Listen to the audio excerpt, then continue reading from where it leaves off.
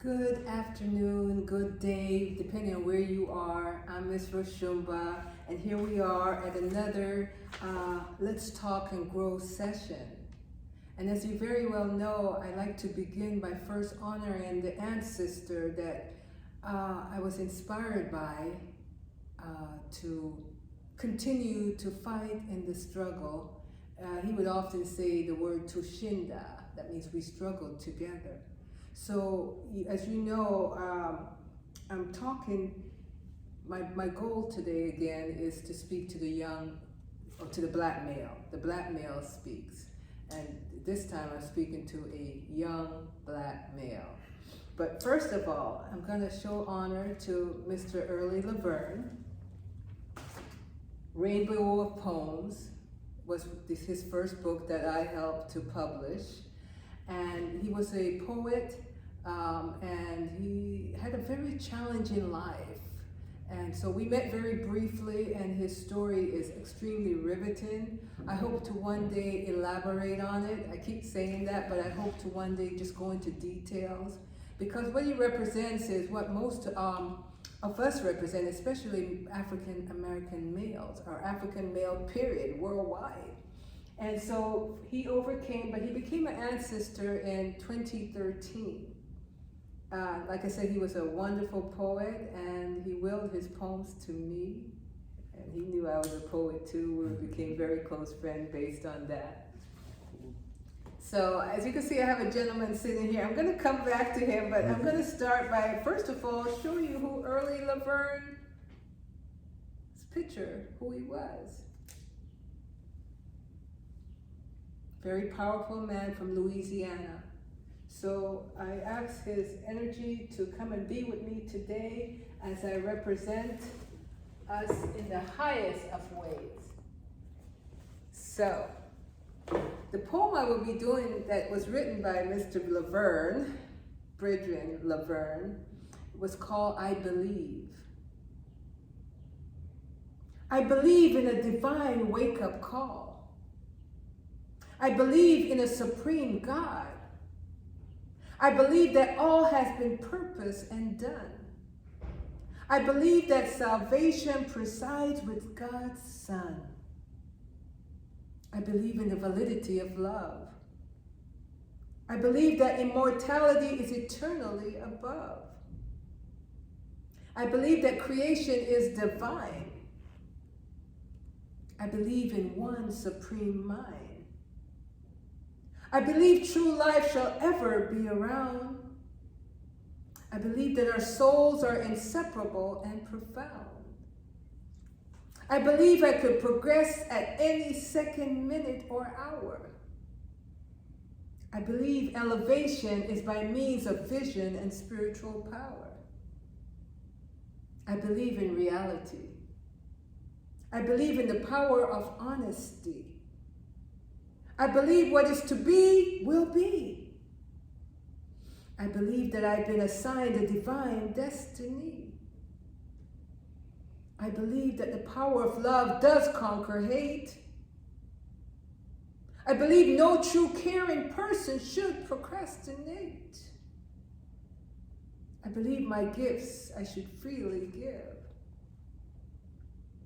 I believe having the possession of moral character is when you live and live in faith. Ashio. Beautiful. That was deep. Yes. Mr. Early Laverne. Early, your voice, your rhythm, your thoughts ricochet in time.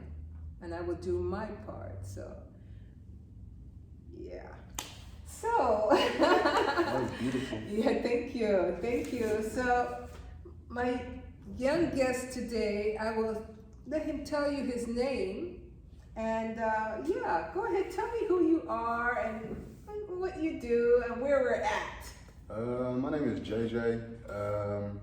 I'm a program leader at the Oak Park Community Center. We're here in Oak Park. Yes. It's a beautiful place. Not only do I work here, I grew up in the neighborhood. I've been a member of the Oak Park Community Center since I was 6 years old. I came back after being a member of it, I came to work in 2009. I volunteered for about 4 months. They offered me a position, and now I'm here career. Wow. You know. So not only was he a student, but now he becomes the instructor. Yes, ma'am. He didn't walk away and go searching for something that was somewhere out there. He realized he was needed right here. Yes, ma'am. That's the power of understanding ourselves and knowing that the importance of doing our part. You know, because oftentimes we think it's about the money, which we must have the money, but it's to be an example.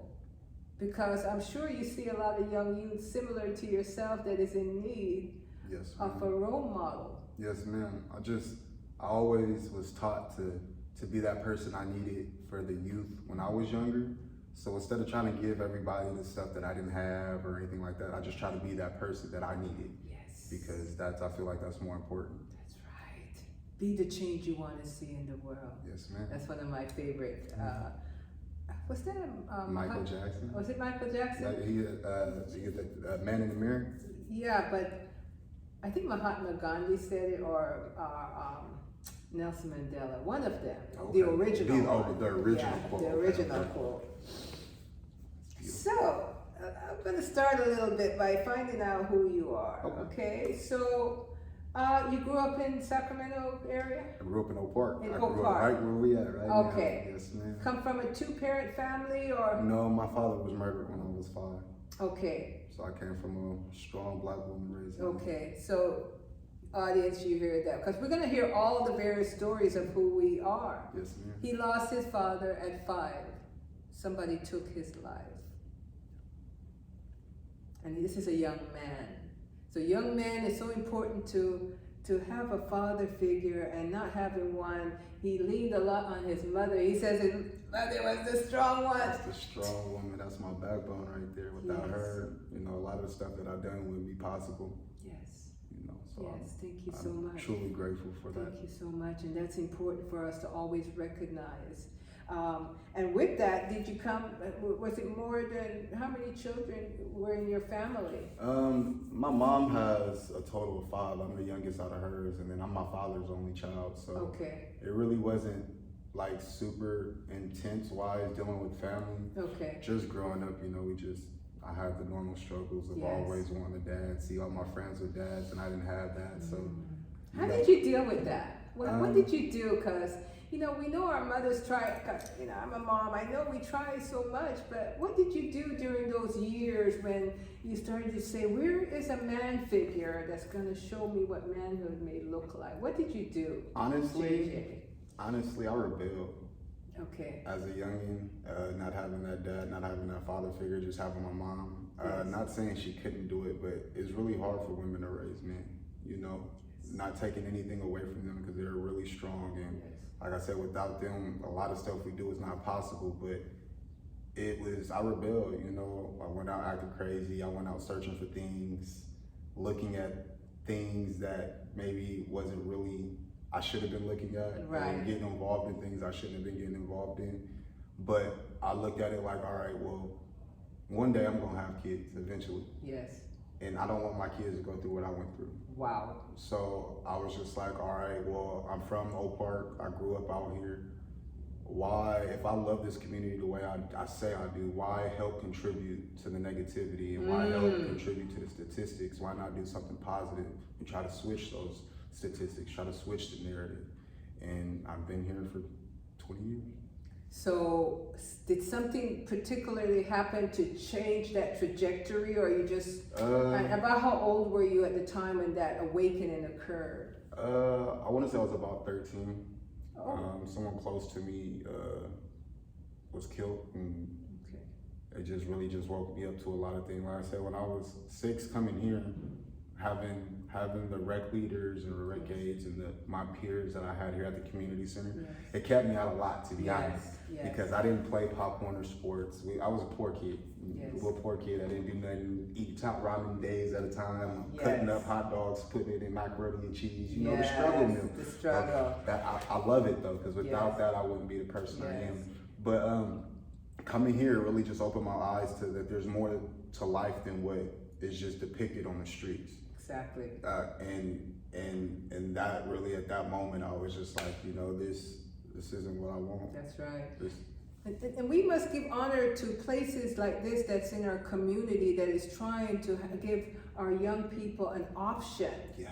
to the streets, you know, because, you know, there is a indivisible energy that is pulling you and us in a direction that will benefit a system against our own selves and our own people. Yes, ma'am. And, you know, so like you say, not having father around to say and share his struggle and guide you and hold you close to him, it kind of made fair game for the world. Exactly. You know, but I believe this community center, your mother's prayer and high discipline. What roles did your mommy play? Tell me what she did, you know, because... My mom was immaculate. Words can't even describe the things that she went through and that she done for me. After my father died, she worked at every school I've been at, from Head Start till I graduated high school, and then I graduated high school and she went to college with me. Wow. Was she in college or just followed you there just to guide you? No, she actually signed up for college with me at the same time. I couldn't get rid of mama. I love you, mom. Couldn't get rid of mama. Oh. So, you know, she's done all that. She's super big in my kids' lives. Like a lot of the stuff that she wasn't able to give me, because, or me and my siblings when we were younger, because we were the poor kids, she reciprocates that with my kids today, and my kids are just so in love with their grandmother.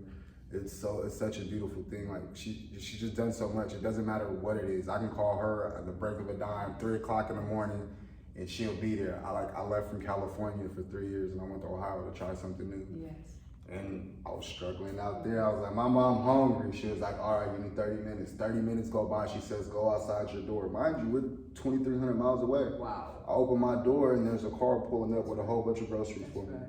And I was like, that's right, Mama. That's right. That's my queen right there. I respect what you've just said. That's my love. That's the love the mother has for the family. And oftentimes, you know, she has to go it alone, mostly not by choice.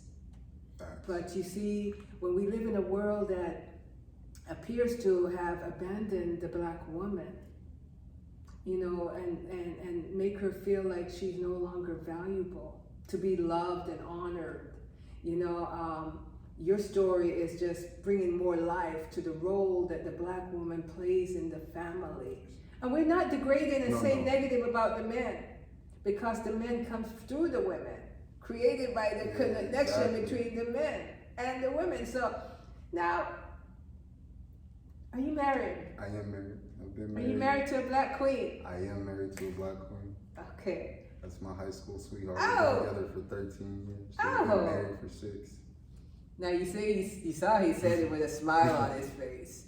And so, you know, I have to ask this question. You know, when you love a Black queen, you know, and you're a young Black male, you know, it's kind of sometimes a rarity to be seen, especially in California. Can you tell me? I get a whole bunch of side eyes and weird looks. It's kind of crazy just to think that a man and a woman can't really be together without having some sort of stereotype or some sort of like that's the exception. Yeah, like instead of that's the norm. It's not normal, exactly. Right. And it's just like I dabble and dabble in different races, but I love my Black women. That's right. I love my woman. It's nothing against nobody else. I just love my Black woman. And I think it has to do because he loved his mother. Exactly. And he saw the role his mother plays, that deep down he knows the strength of the Black queen. When under pressure, she will produce out of the blue. Yes. You see, because... Black women are magical. Thank you. They're You hear that? Say it to the camera. Black women are magical. That's correct. Magical. I'm telling you. And this conversation we're having, you know, I just didn't really want just to focus in on the Black woman's magicalness, but the ability that we have to keep the family to going. Correct. Under very, very difficult generational challenges.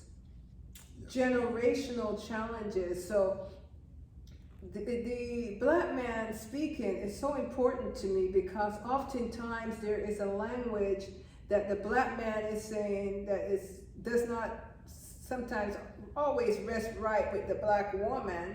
And then there's a language the black woman is saying that is not resting right with the black man. But ultimately, I understand our union must come together for the race to continue to exist. Correct. You know, so this is an opportunity having you here today to kind of connect that dot. You know, to say that, you know, your father left not because of choice. He left because something tragic happened. Correct. Now, don't get me wrong, some will leave out of choice. A matter of fact, as a young black male, not having one will give you more of the opportunity to say something is broken here. I'm going to go search of something different in the other cultures that are around. But you didn't do that, JJ. You saw your queen mother show that she could do magical stuff. Exactly. And kept the family together. And now my wife doing the same thing. And you have children. Three beautiful girls. 3 girls. Yes, ma'am. Wow, princesses. Yes, ma'am. And I bet you're a very good father as well. I love them. I love them to depth of my heart. It's my heart. Yes. Well, we give thanks for that. Yes. What hills you living in America as a black male? What are some of the challenges that you face as a black male in this society? Sheesh. You know, because I just wanted to introduce a little bit, if some of our audience don't know the role of the black people in this country. That, you know, going way back into the conception of it, calling it the Americas, and the coming here enslaved. We came here before 1619, you know, checking the world just like everyone else, but in 1619, there was a deliberate act to bring us here, to tame the land and make it better for a people, not our people.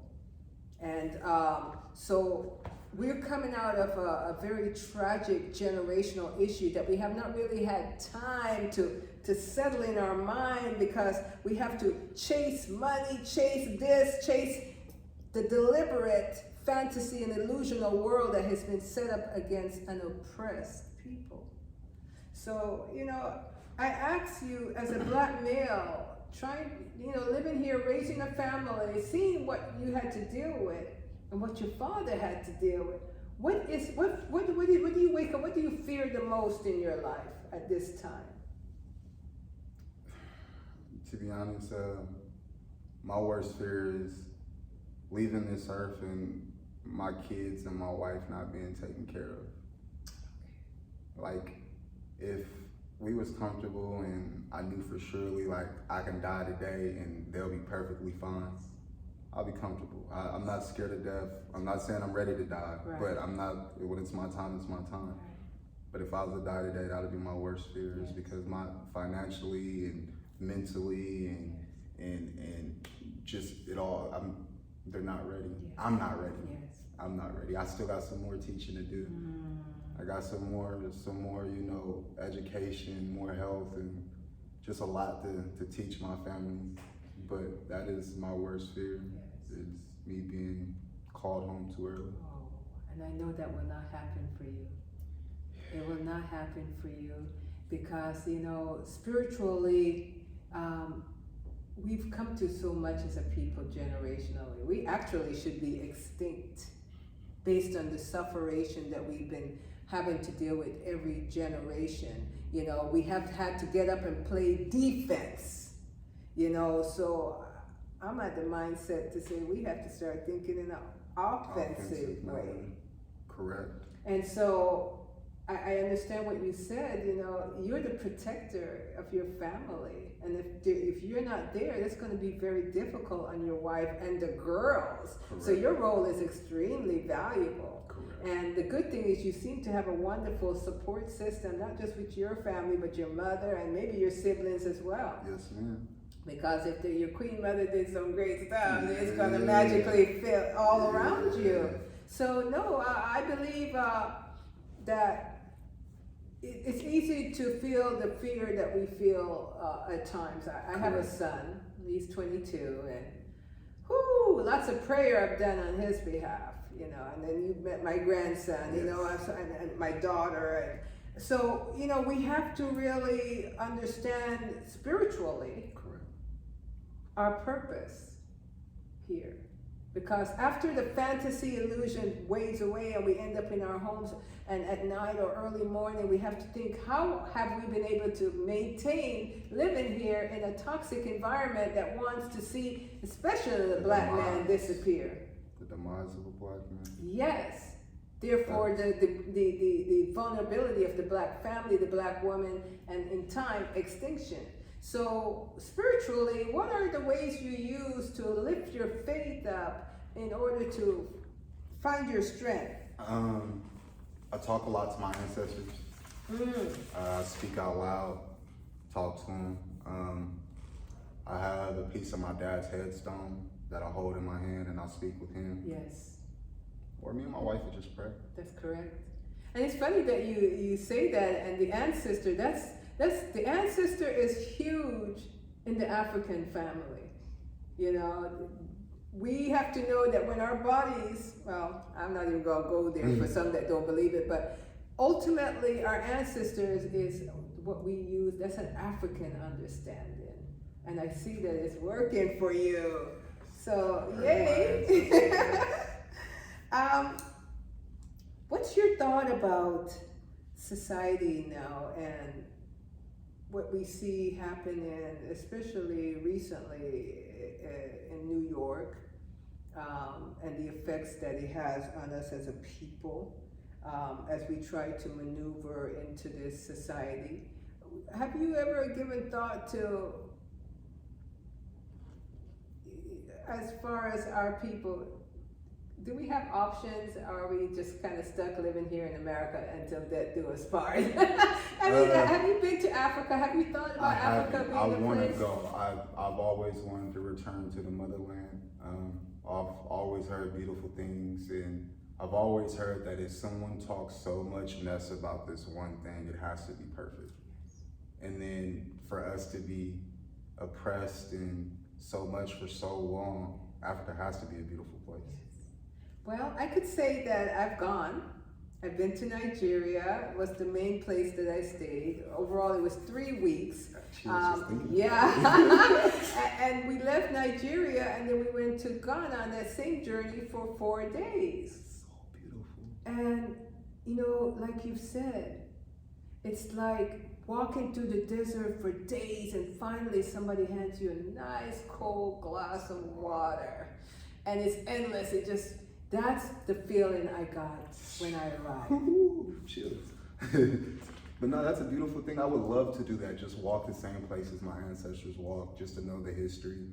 It kills me that in order for us, our history was erased from us, our original history. Yes. Then in order for us to get our history back, they want us to pay for it. It just blows my mind. Oh, are you talking about the slave dungeons that you have to pay to go back through? A whole bunch of stuff like those, the 23andMe's, like your DNA. Yeah. They want you stole my identity, and then you want to charge me $125 just for me to figure out what my identity is. No, you go to Africa and they'll look at you and they'll tell you. They'll tell you. Oh, so, you know, I hope in this conversation you see that right now there's so many people, especially young people, are going there, staking out land and making it their home right now. And we have to move expediently just to go and visit. It's no more limitation, no more flying up to England and coming back down to Africa. You could go straight into Africa now. And the people there, as a young black youth, just a black male, black female, hey, when you come in there, they are like so happy to see you. That's super so dope. happy to see you. And immediately they will call you my brother, my son, you know, and because we know each other, black hearts know each other. And well, Nigeria was very powerful. It's like the heartbeat of Africa. You know, Lagos, Nigeria is like the most densely populated country in Africa. As a matter of fact, I think Lagos sport between 14 to 15 million in that city alone. So that was my entrance there some years ago, and it was like, okay, now I know why we're strong and powerful, that energy. Exactly. So there are 1 million Chinese that live there now and counting. So we cannot wait long to spread our wings and go and start to see what is ours, because there's a shift going on in the environment that we live in, as we can see. Gentrification at its finest. At its finest. So that said, what's your thought currently about what we see of our African people, black people, being thrown onto the bridge, onto the bushes, especially black men and a lot of black women? What's your thought about that? And it really hurts. I don't like the fact that us as black people, colored people, whatever you want to call us, yes. you know, you guys. Yeah. I hate the fact that we're frowned upon so much. We're looked down upon. We're like the dirt under your shoe, but yet this country was built on our backs as well as the Indians, the American Indians, the Native Americans. Correct. So, you know, it's just to see us continue, even after you still see people's getting hung. I seen this thing on Instagram 3 days ago where supposedly in Rio Linda there's going to be a Klan rally, and they said if any N-words pull up, there's going to be a live hanging, like stuff like that. Like, why is this still going on?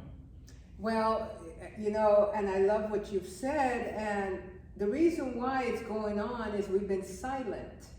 That the omission of that story, especially our version of it, has been left out of our educational system. Correct. So there's a system that have been allowed to say we don't talk about it unless we choose to act upon it. You see, so they've omitted the truth. So the truth must be dealt with as to how we arrived here. Correct. If you don't speak about it, then they're able to act on it and say, you didn't really see what you thought you saw. You're right. I never thought of it like that. You know, you never really, you know, so that's why I'm a lover of history. You know, I think most of our time we must be able to understand what happened so that we have evolved here and be in this state of being. Correct. Because, you know, you have to ask the question, why would you allow your children to be educated by a system that has hunted you down and killed you generationally?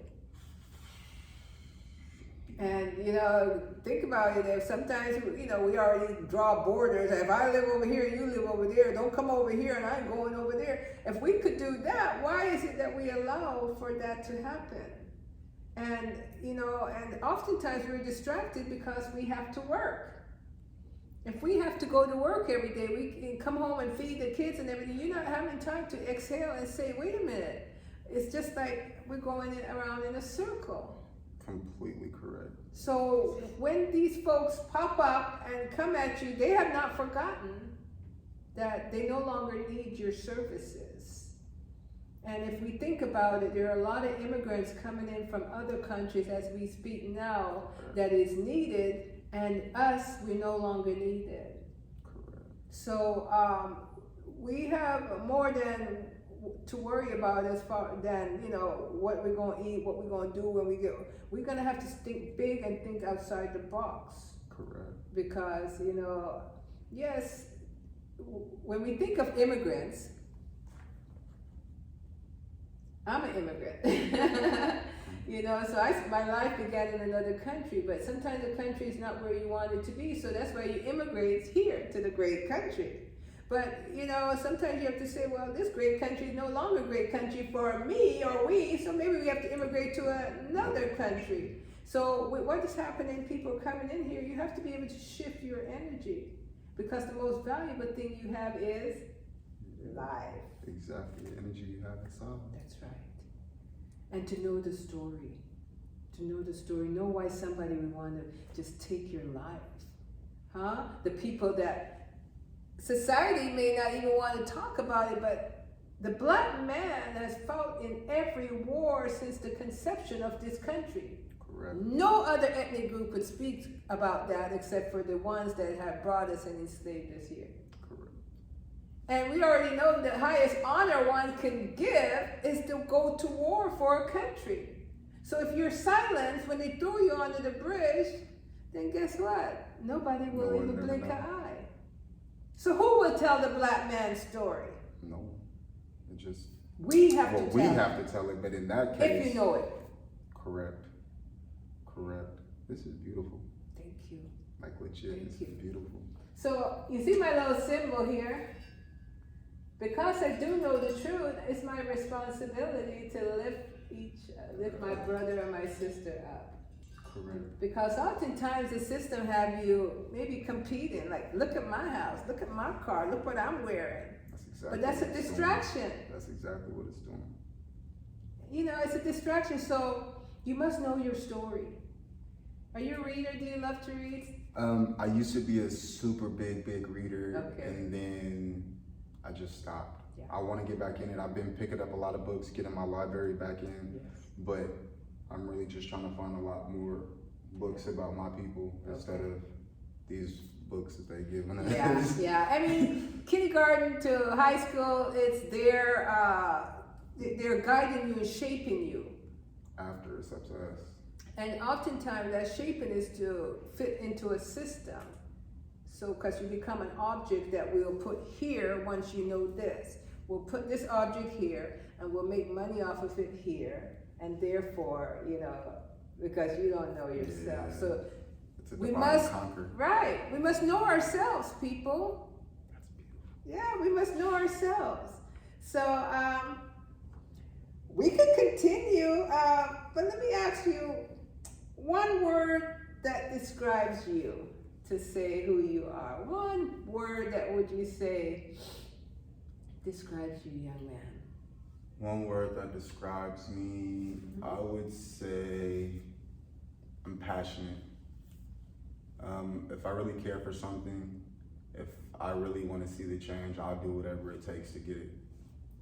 And I feel like that's really why I'm still here, is because I am so passionate about this job. It's not about the money.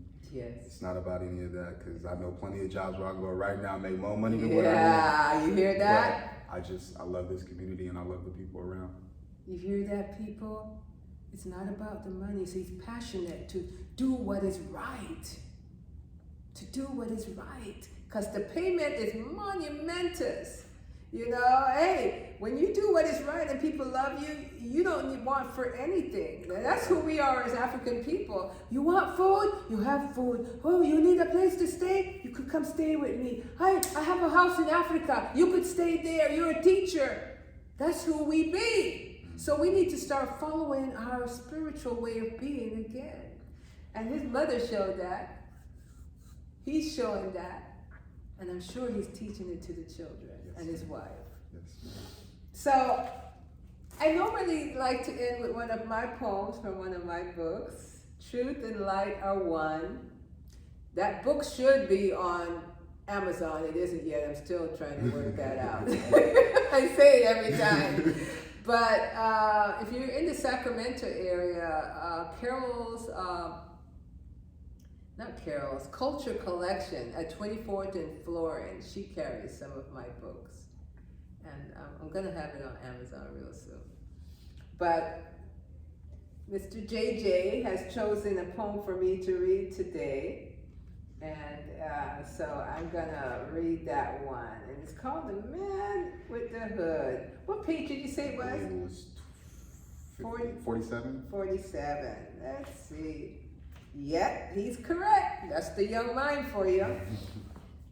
So we're going to close out, and I like to close out with a poem, like I said, and this is called The Man with the Hood.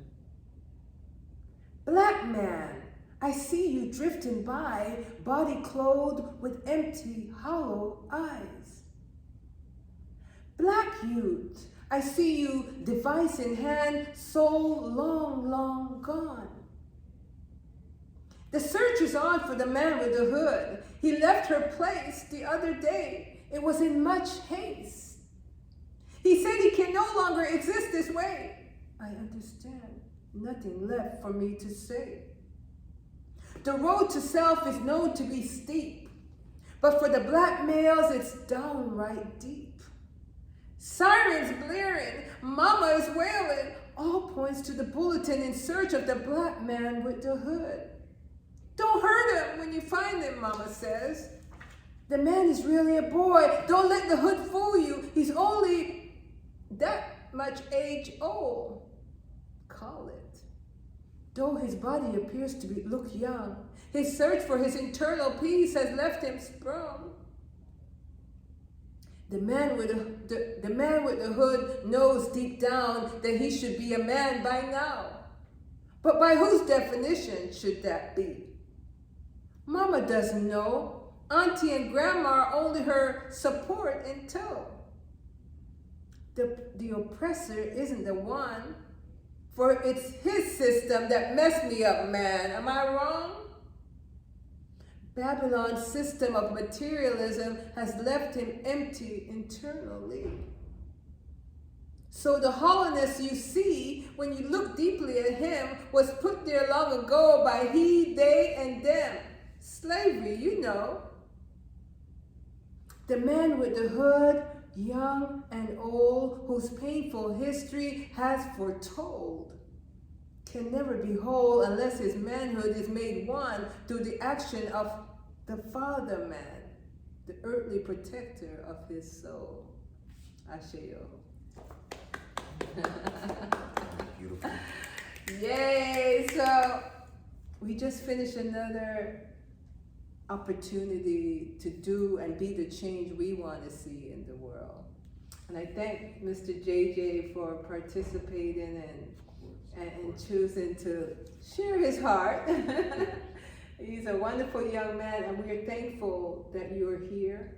And for me, I wish you long, healthy life, and may your seeds grow and sprinkle through the world and show that you belong here.